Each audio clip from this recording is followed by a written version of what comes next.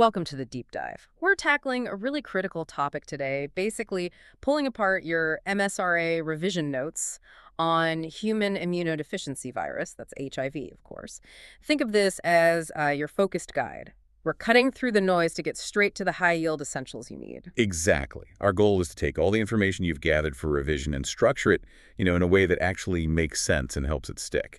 We'll trace the path of HIV, what it is, how it works, right through to diagnosis, management, and what the outlook is. So settle in. We've got your notes right here, and we're ready to, well, dive deep into HIV. All right, let's start building our understanding, maybe piece by piece, kicking off with the absolute foundation. What exactly is HIV, according to these notes you've got? Okay. At its core, HIV is a viral infection, and it's insidious because it progressively targets and weakens the immune system. If it's left unchecked, this eventually leads to acquired immunodeficiency syndrome, or AIDS. And its primary target. What part of the immune system is it really going after? Yeah, the key target highlighted in your notes is the CD4 T-cell. These cells are, well, they're absolutely critical for coordinating the immune response, fighting off pathogens. As HIV attacks and destroys them, the body's ability to defend itself just sort of crumbles. Okay, so it's a viral attack specifically on those crucial CD4 cells. Now, the notes mention distinct stages of infection. Why is understanding these stages important for revision, and what are the key things to remember for each? Right, understanding the stages is definitely high yield. They pretty much dictate symptoms, how detectable the virus is, and the prognosis if it's untreated.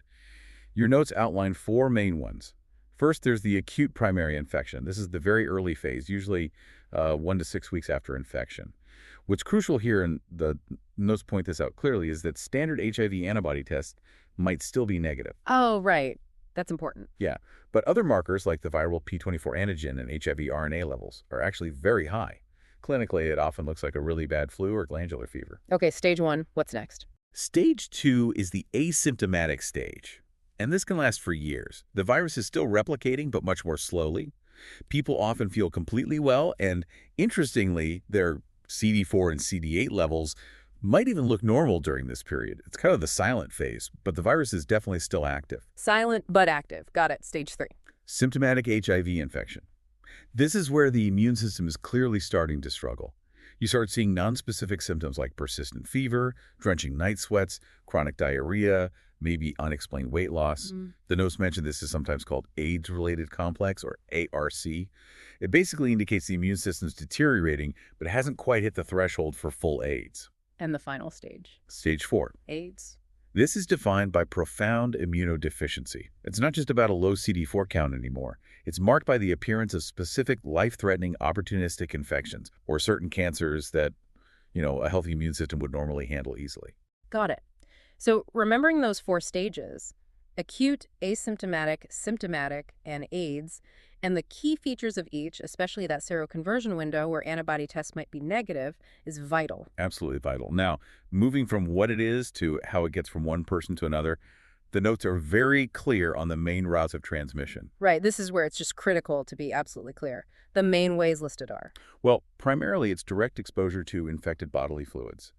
So unprotected sexual intercourse is a major route. Yes. And also sharing contaminated needles or syringes. That facilitates direct blood-to-blood contact, doesn't it? It does. And thirdly, there's mother-to-child transmission. This can happen during pregnancy, childbirth, or through breastfeeding. The notes also mention transmission through blood transfusions or organ transplants, but they add a really important point, especially for places like the UK. Right.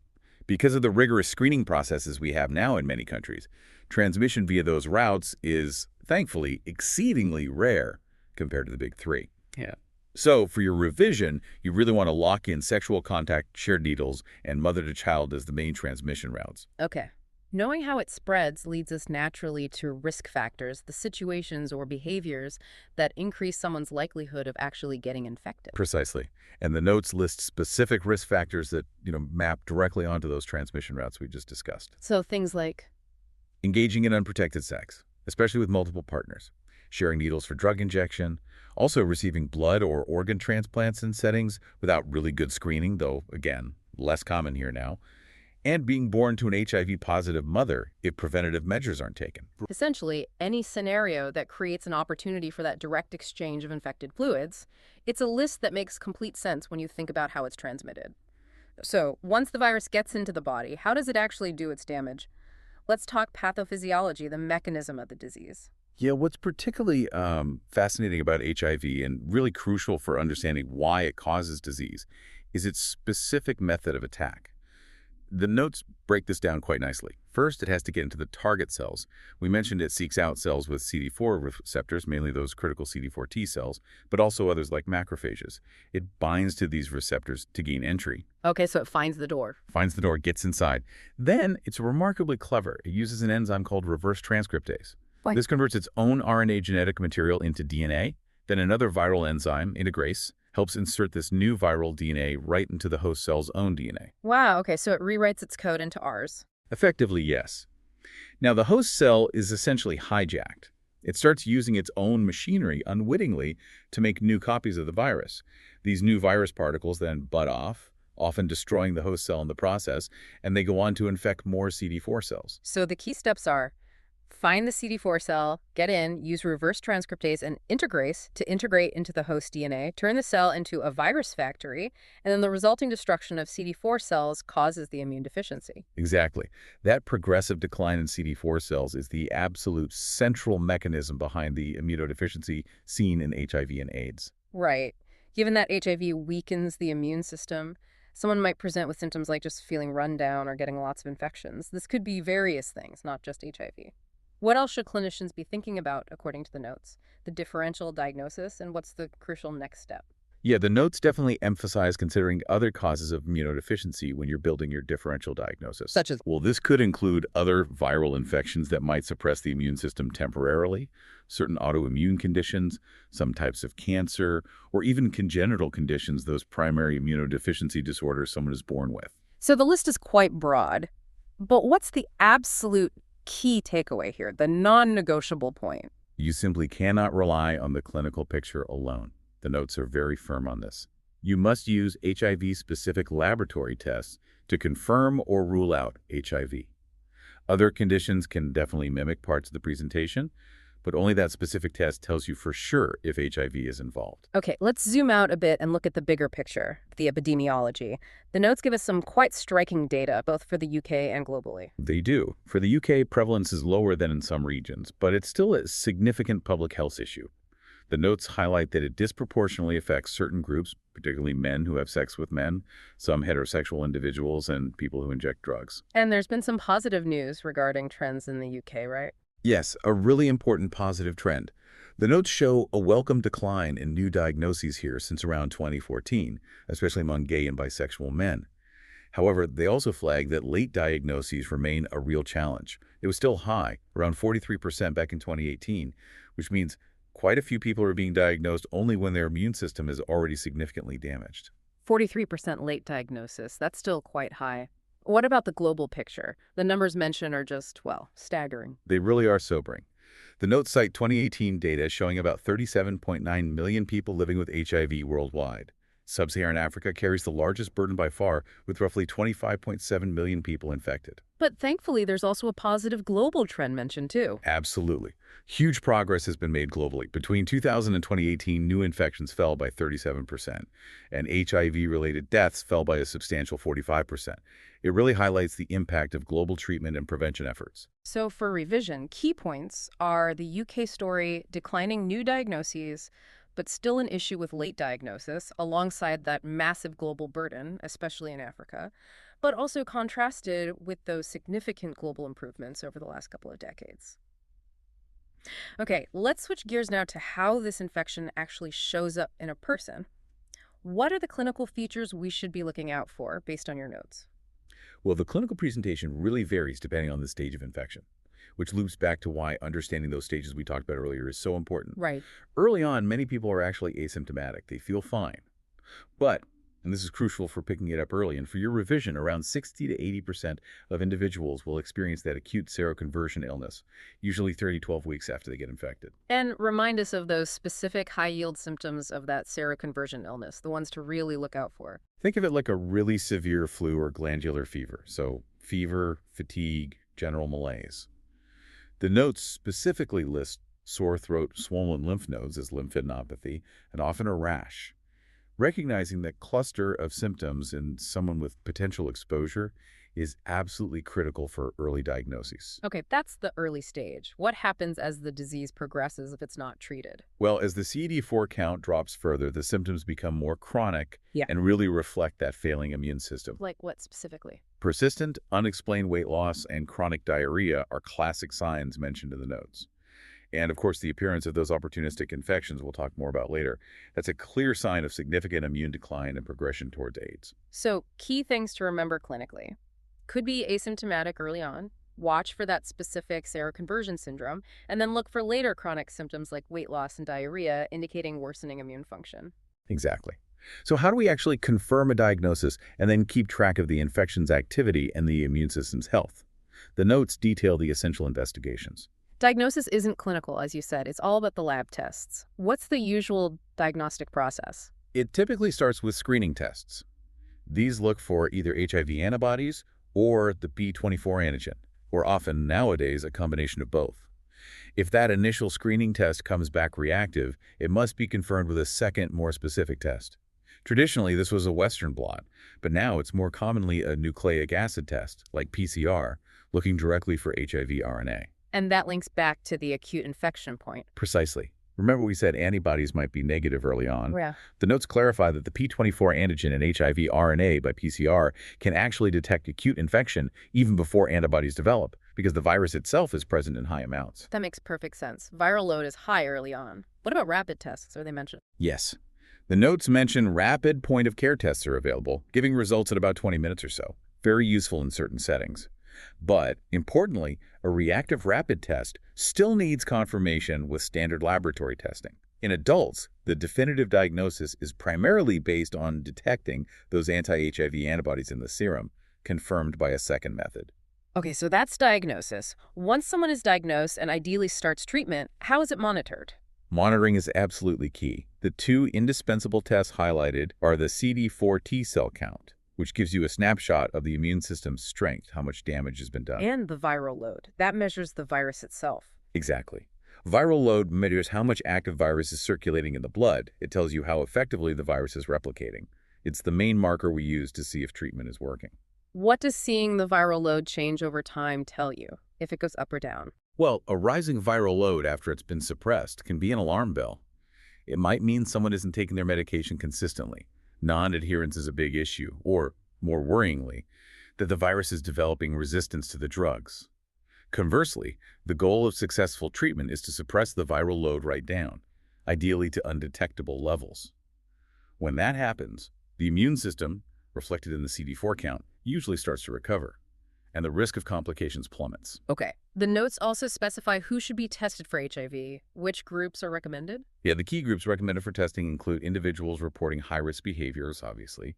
Also, people presenting with symptoms or signs that are strongly associated with HIV. The notes call these indicator conditions. And of course, sexual partners of people known to be HIV positive. Plus, routine testing in certain clinical settings, like antenatal clinics or STI clinics, is really crucial for catching infections early. Right. This leads us perfectly into management, what can actually be done once a diagnosis is confirmed. The notes put a massive emphasis on antiretroviral therapy, RTA. RT has completely revolutionized HIV management. It's the absolute cornerstone, no question. The strategy involves using a combination of different drugs, usually 3 or more taken together. And why a combination? Why not just one drug? It's all about preventing the virus from developing resistance. HIV mutates rapidly, so hitting it from multiple angles simultaneously makes it much harder for resistant strains to emerge. The goals of RT are really clear in the notes. Suppress the virus to undetectable levels, stop or even reverse immune damage, prevent progression to AIDS, and crucially, reduce the risk of transmitting the virus to others. How do we know if the ART is actually working effectively? Ongoing monitoring is vital. We track the viral load, that's the key marker of success, we want it undetectable. We also monitor the CD4 count to see the immune system recovering. And of course, overall clinical health, checking for any drug side effects, and sometimes monitoring drug levels too. Now, the notes list several different classes of these antiretroviral drugs. They target different steps in that viral life cycle we discussed earlier. This feels like a really important section for revision. Can you walk us through the main classes? Absolutely. If you think back to how the virus gets in and replicates, the drug classes basically interrupt different parts of that process. First, NRTIs, nucleoside reverse transcriptase inhibitors. Examples given are zidovudine, abacavir. They block that key enzyme, reverse transcriptase, by acting like salty building block. Okay, block reverse transcriptase. Then you have NNRTIs, non-nucleoside reverse transcriptase inhibitors, like nevirapine or efavirenz. They also target reverse transcriptase, but they bind to it differently, sort of jamming it up. Two ways to hit reverse transcriptase. Got it. Next up, PIs, protease inhibitors. Examples are imidavir, ritonavir. These block viral protease, an enzyme the virus needs later on to assemble new infectious virus particles. Stops assembly. Okay. Then integrase inhibitors. Think raltegravir or dolutegravir. Yeah. These block the integrase enzyme, preventing the viral DNA from being inserted into our own host cell DNA, a really key step. Stops integration. Makes sense. And finally, entry inhibitors. Maraviroc or enfuvirtide are examples listed. These work right at the beginning, blocking the virus from even entering the host cell in the first place. Blocks the door, essentially. Exactly. So for revision, know those main classes: NRTIs, NRTIs, PIs, integrase inhibitors, entry inhibitors, and roughly which step they target. The notes are also very specific about when to start ART. Yes. What's the current recommendation? This has changed over the years, but it's very clear now. The 2015 BHIVA guideline mentioned in the note says RT should be started immediately upon diagnosis. For everyone, regardless of their CD4 count, the evidence shows earlier is better. Immediately upon diagnosis. That's a clear message. Management isn't just about ART, though, is it? It's also about dealing with other infections someone might have or be particularly vulnerable to. Absolutely. Managing coexisting conditions is vital. For example, if someone also has viral hepatitis, like Hep B or C, their treatment needs careful planning because of the impact on the liver and potential drug interactions with RT. Luckily, new treatments for hepatitis C in particular have made a huge difference here. And what about preventing those opportunistic infections that can take hold when the immune system is weakened? Prophylaxis preventative treatment is a really important part of management, especially when the CD4 count drops below certain levels. The notes list several key examples you should know. Treating latent TB infection is crucial. Using cotrimoxazole, Septrin, to prevent pneumocystis pneumonia, or PCP, offering the pneumococcal vaccine against bacterial pneumonia. Sometimes azithromycin is considered for MAC prevention. Cotrimoxazole or dapsone for toxoplasma, and varicella immune globulin might be given after exposure to chickenpox or shingles. Interestingly, the notes point out there's no routine prophylaxis recommended for CMV or herpes simplex, though treatment is obviously given if disease develops. Okay, that's a good list to be aware of.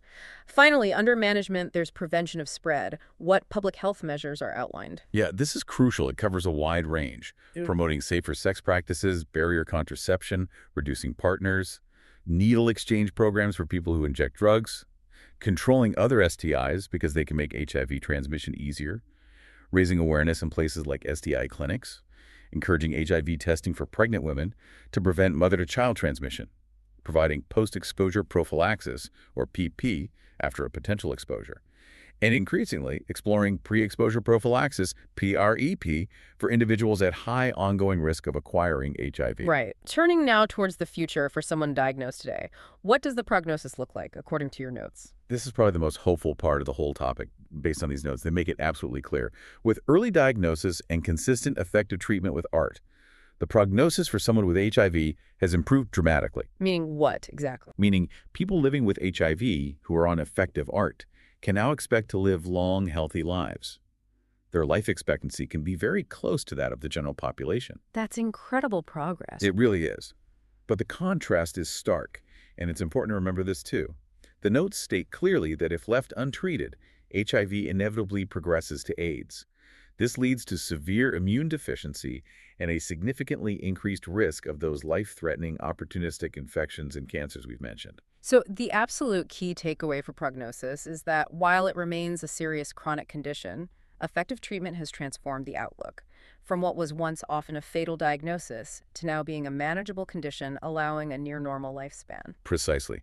Finally, let's touch on the potential complications of HIV, particularly if the disease is advanced or perhaps not well controlled by treatment.